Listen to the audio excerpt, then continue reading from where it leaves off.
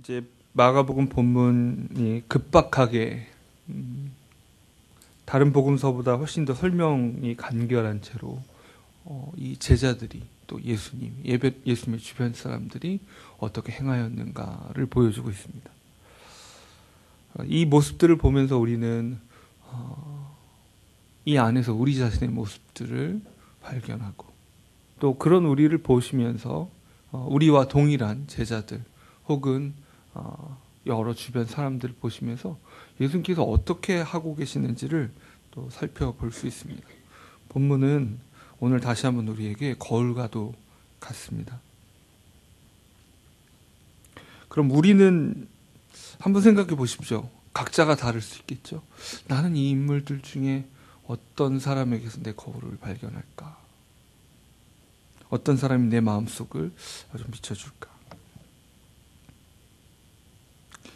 현실을 바라보는 다른 관점들이 이 본문 안에 있습니다.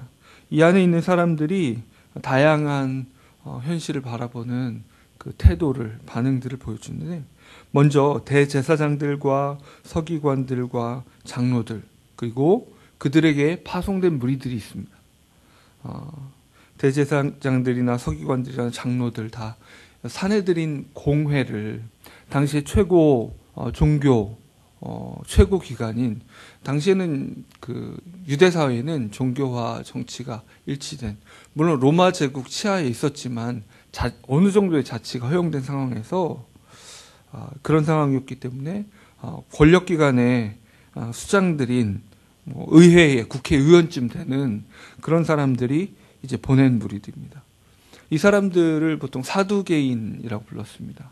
그래서 이 사람들은 천국을 믿지 않고, 이전에도 논쟁에, 예수님과의 논쟁이 나오듯이 이 사람들에게는 내세가 없어요. 천국이 없어요. 죽음 이후에 시간들이 있다고 믿지 않은 유대인들이었습니다. 그러니 어떻겠습니까? 지금 이곳이 전부입니다.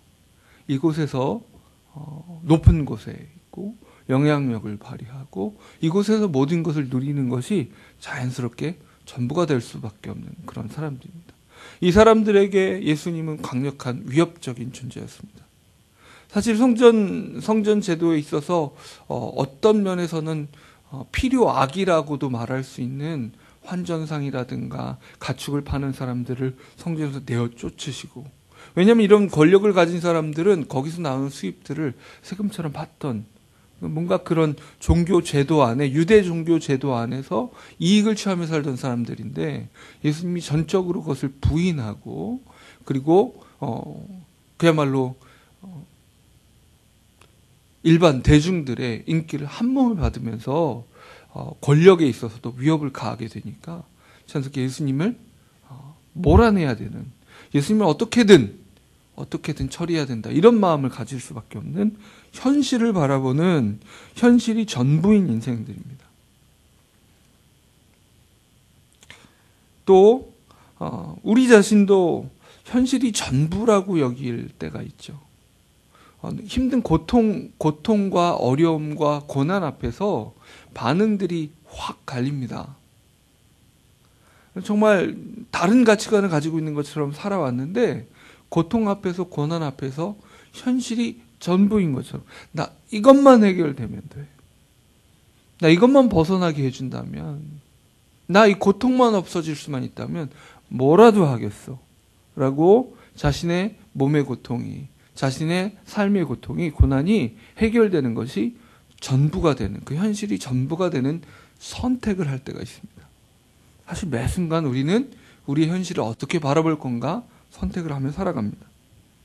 이 사두개인들은 그런 선택을, 현실이 전부인 인생을 선택했고, 그리고 그 선택을, 그 위에 세워진 자기 인생을 지지하기 위해서 그걸 위협하는 예수 그리스도를 이제 죽이고자 합니다. 예수님께서는 정반대 편에 계십니다. 예수님께서는 검과 몽치를 가지고 군사를 이끌고 온 이 무리들을 향해서 너희가 강도를 잡는 것처럼 잡으러 왔느냐? 내가 날마다 성전에서 함께 있으면서 가르쳤지만 너희가 잡지 않았지만 왜 안 잡았을까요? 모든 무리들이, 예수님을 따르는 무리들이 있는 상황에서 잡으면 정치적인 소요가 일어날 수 있거든요. 왜 예수님 붙잡느냐? 예수님께 치유를 받은 사람도 있고, 예수님의 가르침을 좋아하는 사람들도 있고, 귀신이 쫓겨나간 뒤에 예수님에 대해서 기대하는 마음을 가지고 그 곁에 머무르던 사람들도 있기 때문에 사람들이 많이 모인 예수님이 상당히 대중 설교를 잘하셨거든요. 사람들이 기대했거든요.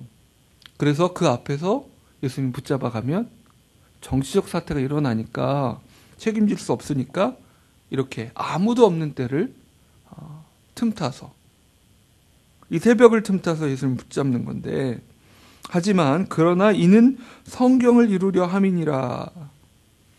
예수님의 관심사는 하나님의 말씀을 이루는 것이었습니다. 그 얼마나 급박한 상황이에요. 요한은, 여기서는 한 청년이 이렇게 돼 있지만 요한이 자기 옷을 붙잡으니까 옷도 벗어 팽개치고 벌거벗고 도망갈 만큼 급박한 상황입니다. 베드로가 야, 이거 큰일 났구나. 갖고 다니던, 예수님이 안 그래도 계속 예고하셨거든요. 붙잡힌다고, 잡혀간다고. 그러니 베드로는 이제 이 다혈질의 이 베드로가 이거 위기다. 칼을 곧바로 뽑아들 정도로 무장을 한 로마 군인들과 함께 왔는데 그 앞에서 칼을 뽑아들 정도로 아주 급박한 상황입니다. 그런데 그 상황에서 예수님은 하나님의 뜻이 이루어져 가는 것에 초점을 맞추고 계세요. 예수님은 이후에 십자가상에서도 말씀을 응하게 하시려고 계속 반복이 됩니다.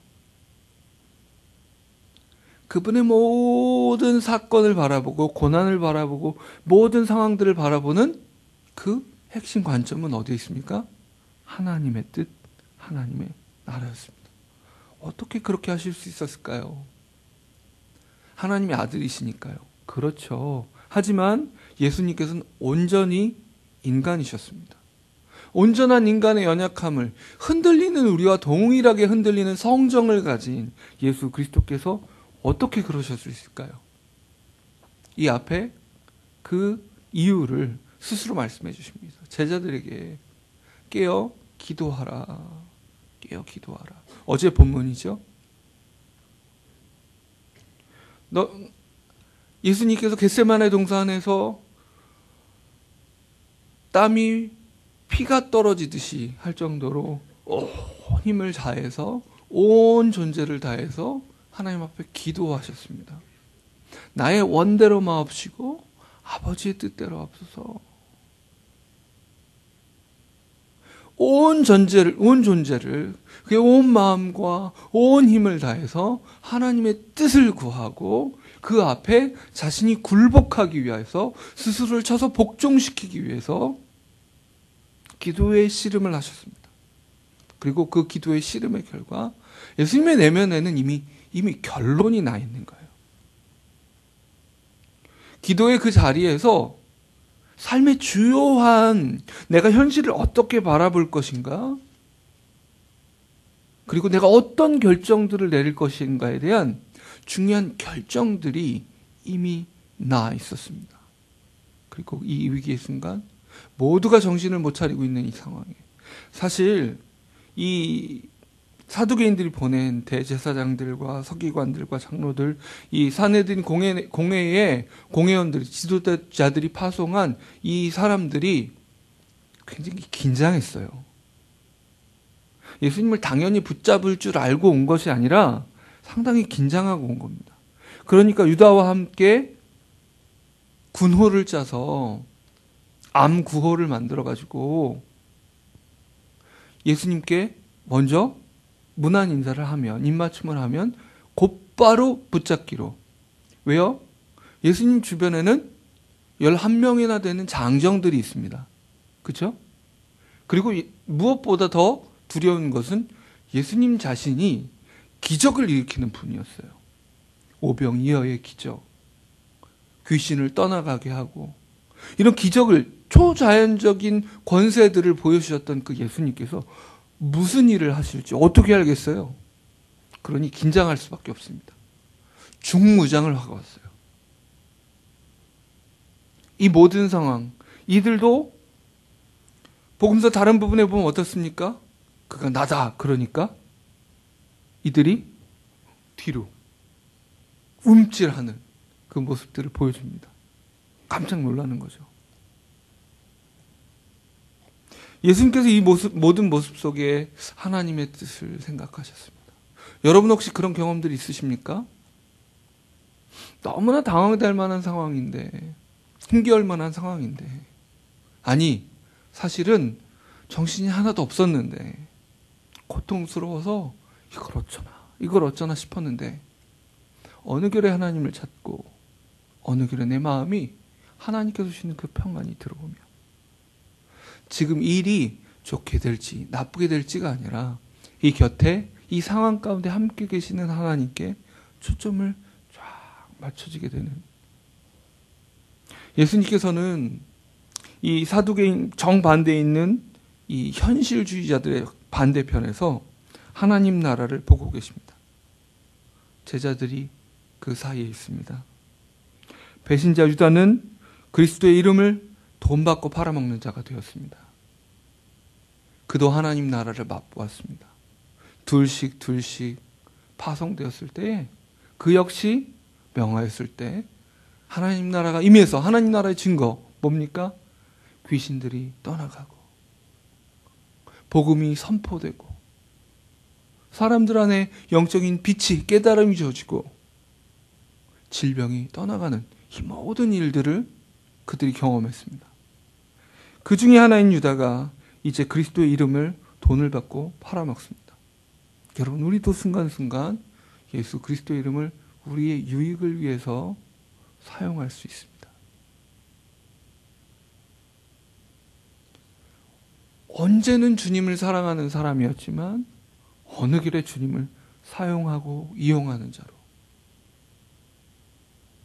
예수님과 제자들 사이에 정말 예수님이 부르셨을 때에 세관에 앉아있던 세리 마태가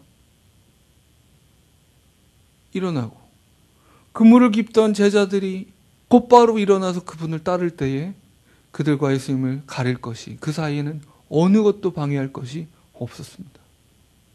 자신의 가족들도, 직업도, 재정적인 안정도 그들과 예수님 사이에 없었습니다.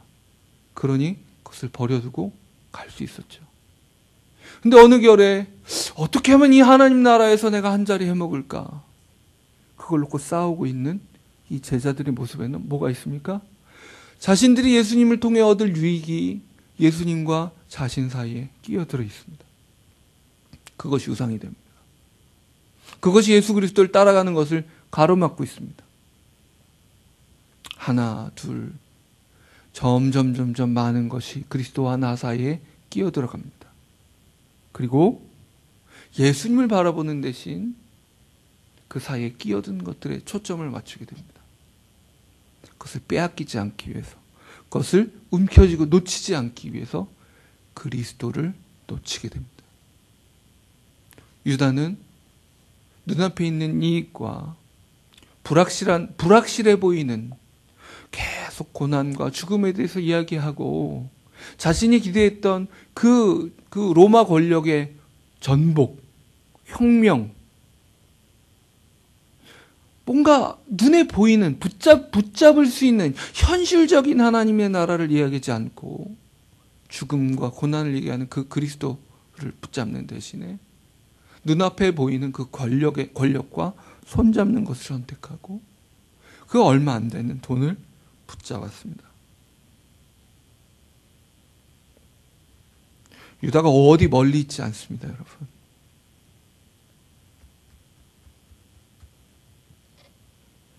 우리 속에 있습니다. 교회에서 섬김의 자리에 내 발언권대로 속 시원히 다 말하고 싶고 내가 원하는 뜻대로 하고 싶고 주중에 고등학교 기도 모임에서 함께 말씀을 나누면서 계속 서로를 판단하고 있는 이 제자들의 모습을 나누었더니 한 친구가 그랬어요. 자기가 요즘 주변 사람들의 믿음이 어떤지에 대해서 자꾸 판단을 내리는 습관이 생겼다고. 회개해야 될 것 같다고. 여러분, 우리에게 손쉽게 들어오는 죄가, 저 자신도 지금 다시 한번 뼈아프게 떠올리면서 고백하면서 말씀드려요. 판단의 죄가 너무 무서워요. 눈앞에 있는 사람을 간편하게 판단 내리는 때가 얼마나 많은지 매일 그러고 사는 제 자신을 고백합니다. 때로는 배우자를, 때로는 자녀를, 때로는 눈앞에서 이야기하는 나의 형제 자매를 하나님의 기준 말고 내 기준으로, 그의 말이 이렇게 해서 옳고 이렇게 해서 틀려,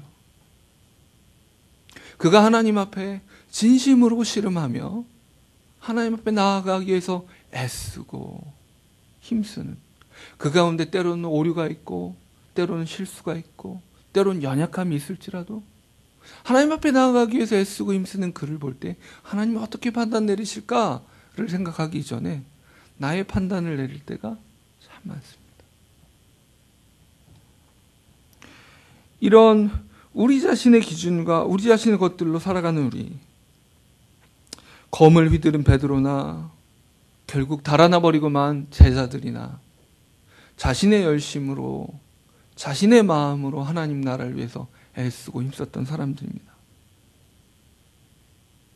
하나님을 위한다고 해요. 그리스도를 위한다고 말합니다. 하지만 그 사이에 하나님이 무엇을 나에게 말씀하시는가 귀 기울이는 것이 아니라 내가 생각했을 때 무엇이 옳은지, 내가 생각했을 때 무엇이 더 나은지에 대한 생각들을 합니다. 옳고 그름의 판단을 내가 내리고 있고 최종 심판자가 내가 되어 있습니다. 마땅히 하나님께서 계셔야 될 최종 재판관의 자리에 내가 앉아 있습니다. 누군가를 바라보면 이야기하고 싶어요. 주님이 주시는 소원으로 그를 세우는 이야기를 하는 것이 아니라 내가 하고 싶은 이야기를 해요. 그냥 내 속만 시원하면 돼요. 그 안에 사랑이 있습니까?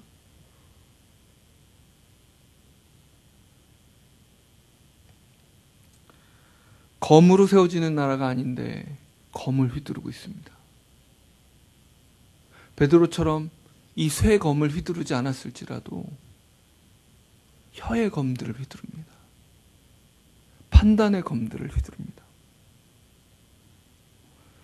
제자들은 결국 예수님께서 베드로가 검으로 반항하는 것을 지지하지 않자 반항하기를 멈추고 달아납니다. 만약에 베드로가 검을 드셨을 때 베드로야 빨리 싸워라 말씀하셨다면 나머지 10명의 장정들이 가만히 있었겠습니까? 달려들어 봤겠죠.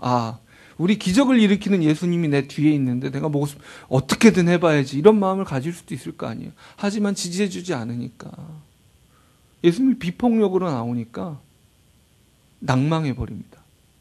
이거 아니구나, 이거 뭔가 잘못됐어. 고난 앞에서, 어려움 앞에서, 내가 무언가 아무것도 할 수 없는 이 무기력한 상황 앞에서 실망하고 낭망하고 하나님 나라의 헌신을 결국 번복합니다. 그리스도를 따르는 대가를 치르지 못합니다.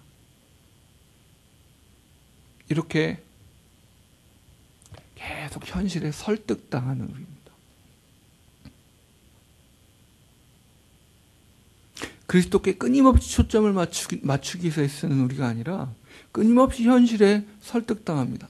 이러다가 내가 큰일 나지.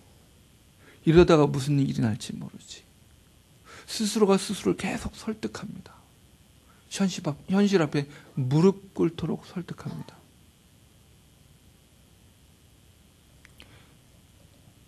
제가 제 사촌 동생 중에 하나가 이제 고등학교 졸업하고 바로 취업을 해가지고 상고를 졸업하고 취업을 해가지고 이제 백화점에 취업을 해서 백화점이 주일날 안 쉬잖아요. 주일날 못 나오니까 염려가 돼서 갔어요. 어머니랑 같이 가가지고 설득을 하는 겁니다. 야, 어떡하냐. 물론 직업적인 그 부분이 있긴 있겠죠. 어떻게 방법을 찾아야 되지 않겠냐. 그랬더니 그간에 어간에 배운 아주 중요한 교훈을 얘기해 주더라고요. 저한테. 안심하다는 듯이 혀를 끌끌 차면서 뭐 이렇게 뭐 건방지게 얘기하지는 않았어요. 근데 어쨌든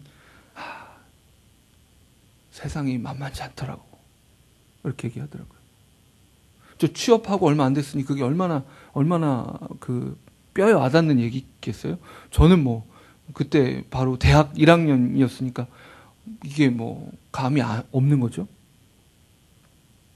근데 갑자기 뭔가 화가 나고 문득 떠오르는 말이 있어서 이렇게 대꾸해 줬습니다. 뭐 세상이 만만하지 않은 건 내가 뭐 너처럼 돈 안 벌어봐서 모르겠는데, 그럼 세상은 만만치가 않고 하나님은 만만하냐? 넌 지금 세상이 만만치 않고 하나님은 만만해서 이런 선택을 하고 있는 거냐? 뭐예요? 그의 두려움이 현실을 향하여 있고, 그의 두려움이 만왕의 왕이신 하나님 앞에 있지 않은 겁니다. 무엇이 현실입니까? 그리스도께서 하나님의 뜻을 그 죽음의 마지막 순간에도 하나님의 뜻을 생각하실 때 그는 그저 어리석은 선택을 하고 계신 분이십니까? 하나님 앞에 있으신 겁니다. 이 제자들, 현실의 두려움에 사로잡힌 이 제자들이 저와 우리의 모습입니다. 이제 이 새벽 예수님께서 권면하신 대로 깨어 기도하십시다.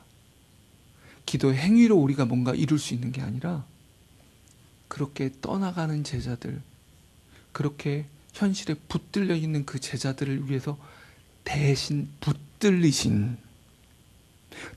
붙잡히신, 우리가 현실에 붙잡히는 대신에 우리를 위해서 대신 붙잡히신 그리스도께서 계시기에 우린 현실에 붙잡히지 않을 수 있습니다.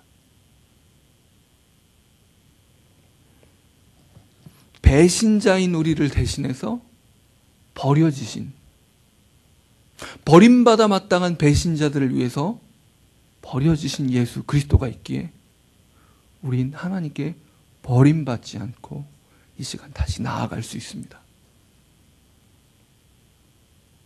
자기 열심으로 자기 보호를 위해서 무의미한 것들을 애쓰고 있는 우리를, 그 제자들의 노력을 무의미하게 만드신 그분께서 우리가 자기 의로 쌓아 올리는 그것들을 허무십니다. 헌신의 대가를 치르지 못하고 달아나는 그 제자들을 위해서 십자가의 헌신의 대가를 치르셨습니다.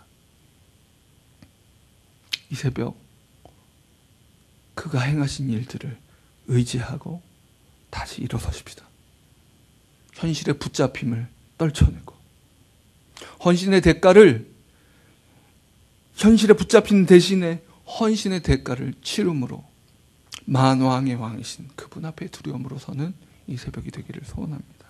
기도하겠습니다. 하나님 아버지,